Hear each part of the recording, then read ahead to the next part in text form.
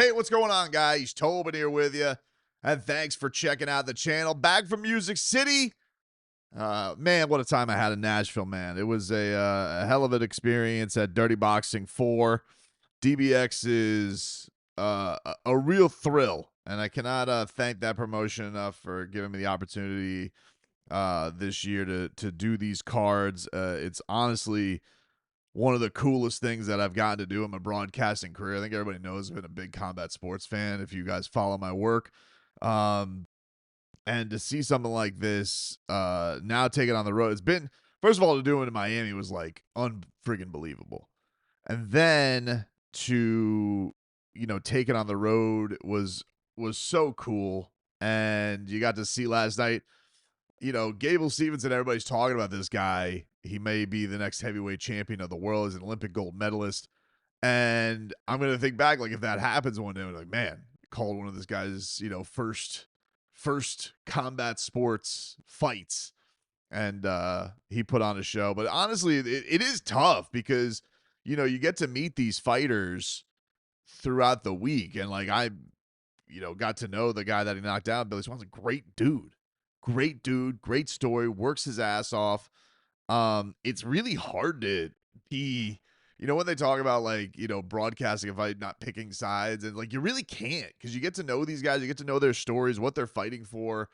And you're so happy for the guys who do well, and then you're gutted for the guys who don't. Because there's not a lot of dickheads. They're just great dudes, and they're putting on hell of a show with their bodies for that crowd, and I really, really enjoyed it. Now, in the meanwhile, it was a big sports night in South Florida. I got back to my hotel last night at about midnight Nashville time. I watched the Dolphins first because I figured that was going to be like, I'm like, oh, they got smoked. This is probably going to be the end. And as you know, Chris Greer ended up getting canned today. I'm usually putting aways. And then I was like, I got to that point. It was like 3:00, and I'm like, all right, I gotta get to the airport. I'm a little like droopy eyed. I don't want to oversleep and miss my flight. Got to be back for trick or treating tonight with the kiddos. So I am just gonna go to the airport at like super early for him. By the way, the airport was like surprisingly like really busy at this time. So Uber to the airport. And then I sit down at my gate and I start watching Heat Spurs because Heat Spurs was also a monster game. Bam rattled the cage of everybody because people got all crazy because Bam had the audacity to say that Victor Wembanyama is not the only 7'4" guy in the history of basketball. Just said a fact. Everybody's like, what? And also, it's like, the thing with taking on Victor Wembanyama for Bam Adebayo, it's like, yeah, he's done this literally. He takes on guys bigger than him all the time. Why do you think he's wanted a center next to him? This guy has been battling the Jokers, the Giannis's. He's taken on guys who are bigger than him all the time. And this one is a little freakishly different. Obviously, he's more skilled than a Boban, but it's not like, I think Bam said this line where he goes, I think the guys with the microphones are more, taken aback by it than us. It's like, yeah, Bam is he's 6'8", or he's 6'9", 6'10" with shoes. Like, he sees tall people. It's probably not, it's not as daunting for the 6-footers, the weather up there, like it's crazy. Like I remember just being at media day and we're just sitting there and, like, I'm not a small person. And you just go in there and you see Bam Adebayo and Kel'el Ware walk around and you're just like, Leroy and I just look at each other. We're like, tall. It's just, it is something that like takes you aback as a normie than it does than these are giant. Anyway, was looking forward to this matchup, but to be honest with you, I was looking forward to the Kel'el Ware Wemby matchup, which really wasn't a matchup. They come out of the gate in this game. And I don't know if this was by game plan or if Bam Adebayo was like, I got Wemby tonight. Because they started off and they had Kel'el Ware on Harrison Barnes. And I was like, that's a little interesting. Now, I watched half the game at the Nashville airport gate. Got through all the way to the third quarter, and then my eyes are starting to get a little like. So I'm like, I don't want to fall asleep here with my laptop in hand. I didn't have an iPad. I am going to put this away. I will finish the rest of this game when I get boots on the ground at home, which is what I just did. I got to the garage studio. I watched the finale, which honestly was a really great game all overall. Like, let's just say this: this game super entertaining. That Spurs team is a problem. Like they're good, dude. Like, you know, you see how fast it's happening for some of these teams in this league, like OKC or Memphis a couple of years ago. And the Spurs with Dylan Harper and Stephon Castle, they look like and obviously Wembenyama. They look like a problem. But honestly, in the first half, I was more impressed by the guard play and what those guys were doing. This is what they've done. You know, they've gotten some good picks. They've gotten to stock guys. They got 2 rookies of the year back to back. Maybe have the chance to have a third one here in Harper. Who knows?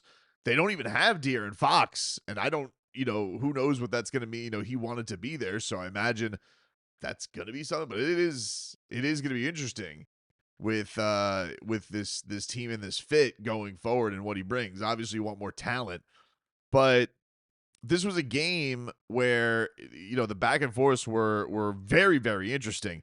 But there were a couple of things that were annoying. There were some terrible, terrible calls that like went against the Spurs, and particularly there was one where it was I think it was Castle. Just gives the old forearm shiver to Davion Mitchell, who had a tough night, especially in the fourth quarter. But like, it was like, what did I just see? Like, are you kidding me? And even Eric Reed was like, that's nonsense, man. And Eric Reed, I don't know if he was joking or he didn't know that he was on, if he was trying to talk on the talkback or just forgot or there was wires crossed, which can happen in the broadcast booth. He goes, that's nonsense, man. Like, it was just such a dismissive. He goes, don't like it. That's nonsense, man. And he goes, oh, did you guys hear that? And I don't know if that was a bit or not. It's funny either way. It's funny either if Eric Reed found himself on a hot mic just saying that's nonsense, man, because it's just such a great professional complaint, or if he was doing a bit, that's hilarious. Either way, it was nonsense. It was a bull bleep call, and it was very, very frustrating. And they kept Wemby is going to be a tough guy to defend. There was some chicanery with him. Like, even with there was a call on Jović, who also had a bad game. And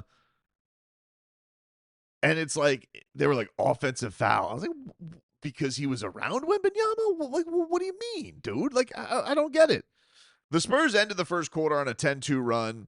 Miami had the lead, or they had the lead 33-31 on Miami. But a really good back and forth. And Bam Adebayo got off to a hell of a start. Like, all the bluster and bravado that Bam was showing before, he backed it up. Shot a ton of threes in this game, but also, like, used it as a balance. I think there was a method to the madness. Obviously, you want to make more shots. He put up 13 threes, which I imagine has to be a career high. I didn't even look it up, but I have to imagine that's, if not a career high, close to a career high for Bam Adebayo in attempts from downtown. Made 4 of them, got off to a hot start, then went kind of ice cold, but he's going to shoot them. He's not going to show that he's timid shooting these things, and he wasn't also afraid to go at Victor Wembanyama. And I think that you could see on many, many possessions, like, he was being very physical with him. He was making life difficult, and was having success against him. I mean, he was missing hook shots. He was missing jump shots. He just couldn't move the same way. Bam just is, he's so, people talk about his size and he's undersized. Dude, he's so freaking strong. I don't think people appreciate that for Bam, how strong he is, how much work that he puts in, the athleticism that he has to be able to stand with, we've talked about this, Jalen Brunson, Victor Wembanyama. I mean, 2 superstars in this league, but could you get more different? And the only guy who could really, like, how many guys in the league could truly be a matchup on those people at a certain point in a game, significant portions of a game. Bam and Wemby was basically the match of the whole game, but like I just thought, yeah, Bam had a great night for him. Simone Fontecchio, mama freaking threa, dude, continues to just absolutely start his Heat career on fire. It's really great to see. And Andrew Wiggins got off to a really nice start as well. Andrew Wiggins had a great game. No, I should mention in this, no Norman Powell. He remains banged up with the groin. We knew that going into this road trip. We said this is a road test for the Heat, road trip test. But let's be real. Like you can only take so many blows to what you got, and I would say the Heat, showed a lot of guts tonight. I mean, they still found some good production all over the place, and that's with Ware really struggling, Jović really struggling, and Jaime Jaquez. I would say if Wembanyama affected anybody, and listen, I'll get to his ending because he kind of obliterated and detonated the Heat at the end. He was awesome. But for the most part of a game, the person he probably had the biggest effect on was Jaime Jaquez. That was that stood out. But the I would say that Bam probably had the viral moment of the night if it was not Wemby's block to coast to pretty much seal the game. In the meanwhile of that game, Bam got hacked by Wemby and he got no call. Because again, look, I know I'm going to sound like a bellyacher here, but whatever. Wembanyama was getting he's already getting the Wemby rules, superstar calls, multiple goaltends that were not called on him. He's just stepping all over the place, no travel calls. He hacked Bam. Bam was pissed. Bam gets the ball back, and he throws an absolute hammer down on Victor Wembanyama. Poster slam to give the Heat the lead, and it was awesome. Now he comes right back, and he gets a slam, so they ended up getting the lead going into the half. But man, highlight reel moment for Bam Adebayo. The thing that was noticeable though, I mean, these referees, I mean, it was all Spurs. It was 15-6 on the free throws going to the next half, and then who's there? Third quarter, an old friend. Miami Heat in the third quarter. I mean, just Bam, he was slumping. They ended, I think, on a 13-2 Spurs run. Just terrible. It was I will say this with Bam Adebayo. Love him. He is become the king of the turnover, where he's like the quarterback sometimes where his receiver and him not on the same page. Bam he's good for one turnover a game where he's throwing the ball and his teammate has no idea he's getting the ball thrown to him. And he's just and they're like, what? It happened in Wiggins. It happens once a game with him. All in all, great game by Bam. Stephon Castle really got it going with a big steal and score in the second half of this game. And it was really in this third quarter. I mean, Spurs got it going. They held Miami to 14 points. And you kind of feel all right, this might just not be Miami's night. The thing that's a crusher, Miami starts the fourth quarter on a 17-1 run and takes the lead. And you're just like, whoa, dude, that just shows you hell of a response by Miami. Really, really impressive that they were able to get that they were able to turn the fortunes of this game. That was all the juice that they had because the Spurs would respond. You get a big time Wembanyama 3 right in Bam's face. That would get them up in the game. And then the big thing for Miami, one thing that's been a big issue all year, which has been the giving up offensive rebounds on threes. The Heat need to finish out those possessions. That's if you were going to talk about what's been a weakness, what's been a thing that has really bit Miami in the ass this year. That's probably my number one. It's just and it's just kind of what the game is. It's tough. I know you got to wrangle these long ass rebounds, but they got to figure that out in some way, shape, or form. And it was it came back and cost Miami. And then just they had back-to-back turnovers, and one was one led to a no, I'm sorry. One was an offensive rebound, led to a Barnes 3, and then Heat turnover that led to a Stephon Castle 3. And the Spurs were kind of in control by there. Davion Mitchell, he had trouble taking care of the basketball. And then Wembanyama absolutely erased him with a block. And then he went coast to coast, put them up 11. Wiggins would get a 3-ball to try and keep the Heat around. And then Wemby would erase Bam with a big-time block late for his fifth block of the game. And Davion Mitchell would have another turnover. And that was all she wrote. So, look, great effort by Adebayo, Fontecchio, Wiggins. The taking care of the basketball, not there, and a lot of the Heat young guys not productive tonight. Where it's tough to argue with the strategy because Bam did have a good game, but I do wonder in a game like this. These are the types of games with Kel'el where I'm just trying to figure out, like, where can he's got to figure out where he can make his impact when it's not scoring. Because he is basically, let me get up the box score here, because he was, it felt like nearly all of his field goal attempts were threes. Were they all? Yeah, he had a goose egg last night. Is this the right score? Yes. He had a goose egg. He was 0 points, 7 rebounds, 3 assists, 1 steal, 1 block, 0 for 4, all 3-pointers, and he was minus 20. Jović, a stinker. And by the way, Jović only played 9.5 minutes. Yeesh. Ware, 20, he started. But Jović, 0 for 5, 0 points. He had 1 rebound, 1 assist. Yeah, that was a stinker from the Heat young bigs that night. Really, that's one of those where, like, if I'm going to take it out, I'd be like, hey, no moral victories. You're up against it when you don't have the firepower, Norman Powell.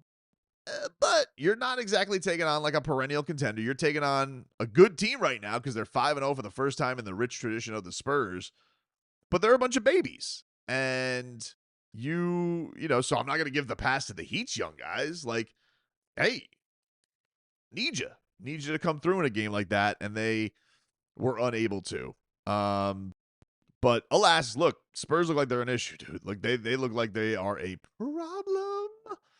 Especially when they get all that help from the referees. My God. Wemby gets to smack the ball whenever. What is this, FIBA? What are we going, no goaltending? You're just allowed to do whatever you want? Not that I'm complaining or anything. That's because I'm talking. If I talk in a voice like this, it doesn't mean I'm complaining. Just pointing things out. Greg gets to step everywhere he wants. Like, no travel, no dribbles, blah, blah, blah. A little bit of an epidemic, with all these giants getting to step all over the place. Giannis Antetokounmpo, many steps as he wants. Wembanyama as many steps as he wants. So let's dribble the basketball. You're so big, dribble. Anyway, I'm not lashing out or anything like that. So, yeah, I apologize for the late recap, but it was a captivating game. I did want to give my thoughts on it. And I'm looking forward to the next game. The Heat will be back in action on Sunday night against the Lakers. And bada bing, bada boom, baby. It's good to be back in South Florida. I love you guys. I appreciate the support. And, you're the best.